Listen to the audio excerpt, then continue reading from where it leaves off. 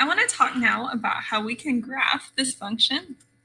We're actually going to practice using the graphing calculators that I have in my classroom, or the ones that you might be able to download on your phone. So if you're working remotely or you're a virtual student, if you have an iPhone, the app is called Calculate 84. I'd encourage you to search for it in the App Store. It's a free app that will give you essentially a TI-84 graphing calculator without having to go out and purchase it. Let me look real quick about the Android version. Yeah, okay, the one I've heard for Android is a lot longer name. It's this graphing calculator plus 84 graph emulator free 83, but I've also heard really good things about that. I have an iPhone personally, so that's the one that I use. For the purpose of modeling this in class, I'm just going to use my my teacher version that I have here on the screen. So this is a TI-84 plus color. The color is kind of extra. That's not totally necessary. The nice thing about this is as I model and hit the different keys over here, you'll see at the bottom a key press history. So let's say I just do a simple problem like 15 times 3. I get 45. We see the history right here. I'm going to go ahead and clear that. I might clear this so we can start over. One thing to note is, let's say you want to multiply by -3. Be sure if you want it to be negative, you use the little negative button down here, because this means subtraction. Right? So if you did 6 times -3, it wouldn't quite know what to do with that. So that's one thing I see students make a mistake of a lot. Just be aware that there's actually a negative button here. Another thing that's kind of helpful about these calculators, let's say we get an answer and then we want to do 4 times that number and subtract something. You can hit the second button and then negative. Let me pull this up so it can see. Let's hide this. Yeah, I hit that second negative. Those were the 2 clicks I just did. See how it puts answer here? So I could even, keep typing or whatever. It's going to automatically plug in that last answer I got right there.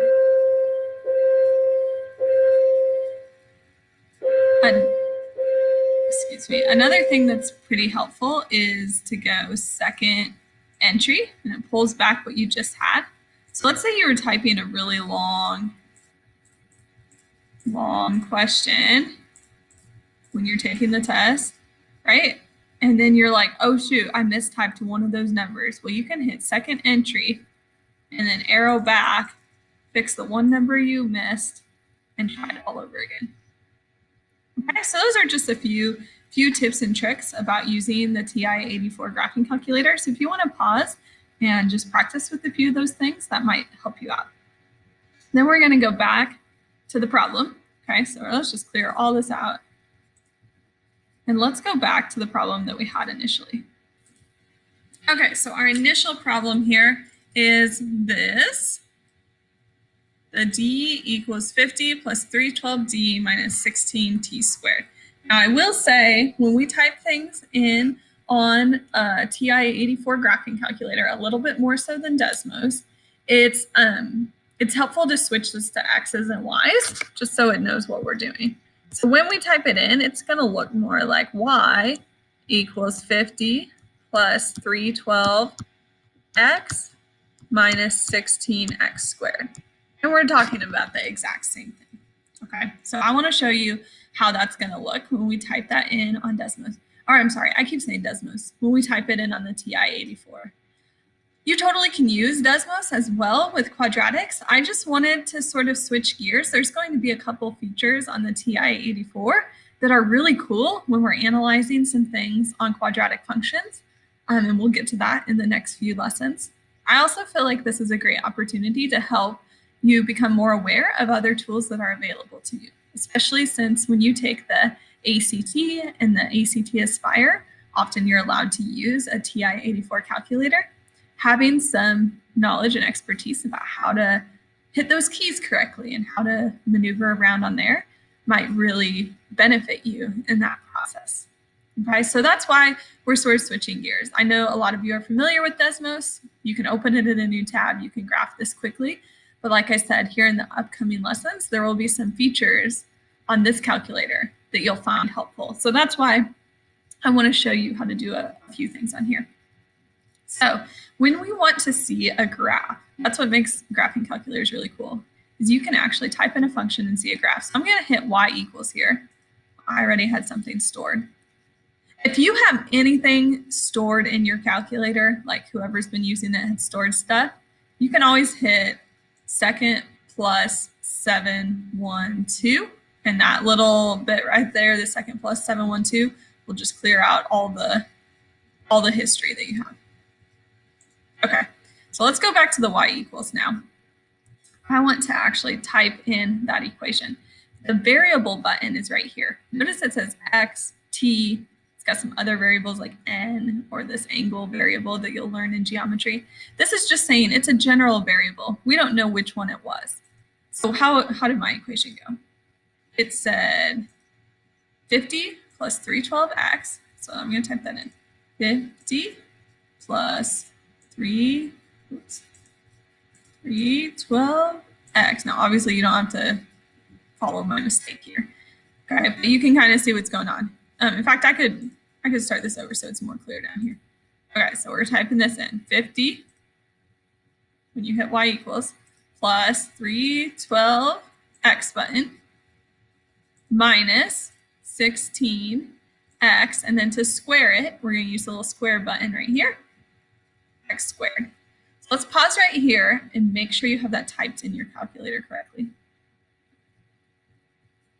Awesome. Okay, now that we've got it typed in our calculator correctly, this is the cool part. You get to hit the graph button, see what happens.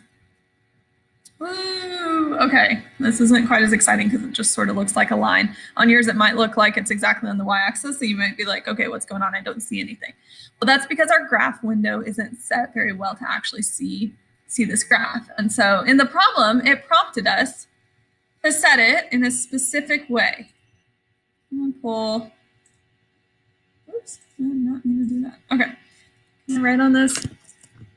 I don't know why it's not letting me. It wants it to be 0 less than x less than 25 and 0 less than y less than 2000. To do that, we're going to hit the window button.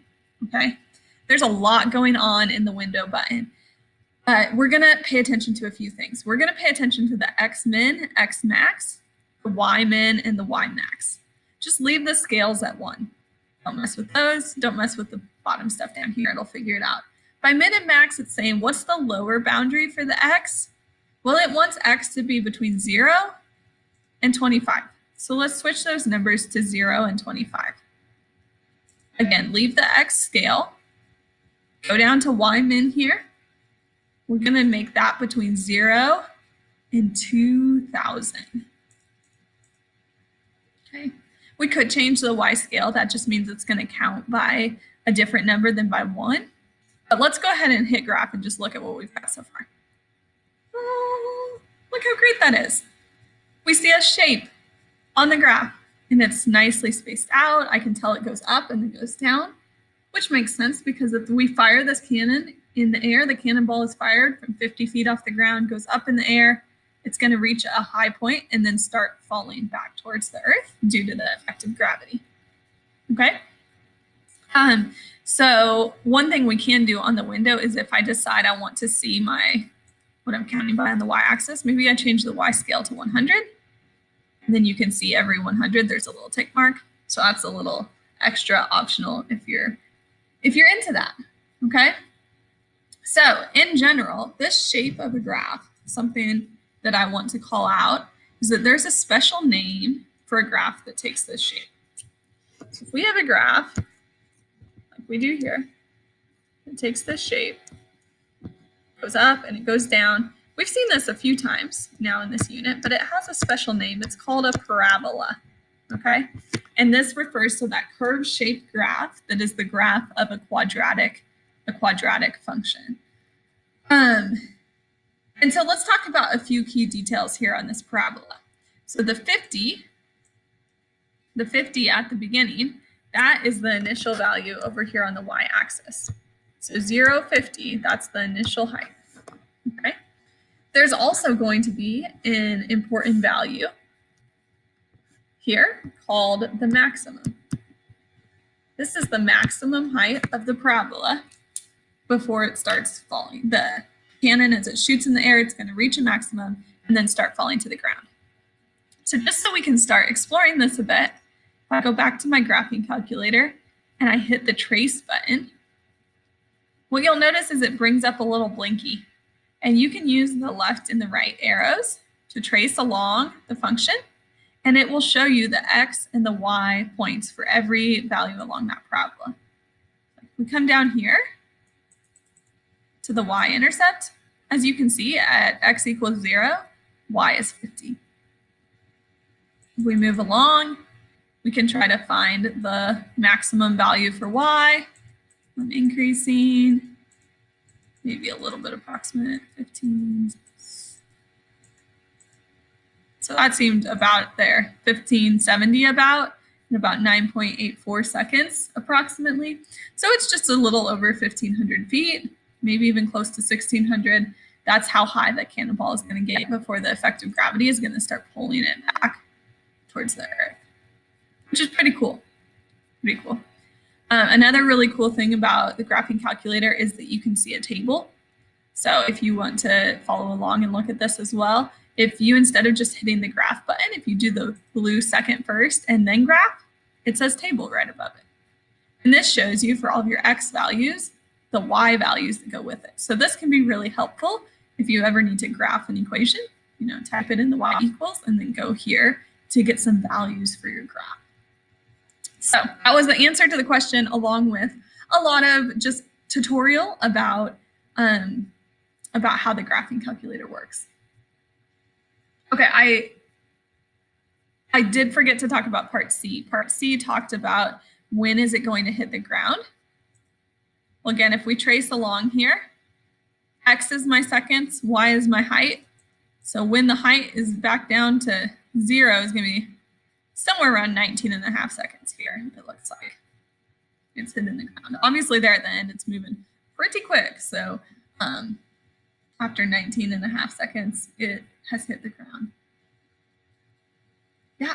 Then it says what domain is appropriate for the function. Remember that domain means my x values, right? So the equation here starts at 0 seconds. We don't really need to concern ourselves with negative seconds. And then since it hits the ground at about 19.5 seconds, if we go from about 0 to 20, that domain is going to clearly show me the values for the function that I'm concerned about. Okay, so that was a lot. Thanks for watching, and have fun exploring a little bit of the features on your graphing calculator. We'll come back to this more in the coming lessons.